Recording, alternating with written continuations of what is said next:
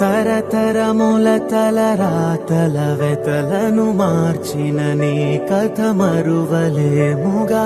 వెతికిన కనులలో ఆశల వెలుగులు నింపిన వేకువ నీ అడుగే కదా.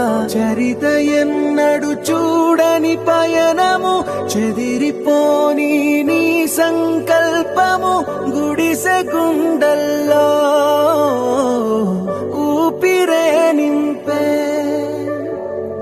మనసులోతుల్లో ధైర్యమై పొంగే. నువ్వే మా అక్షరం,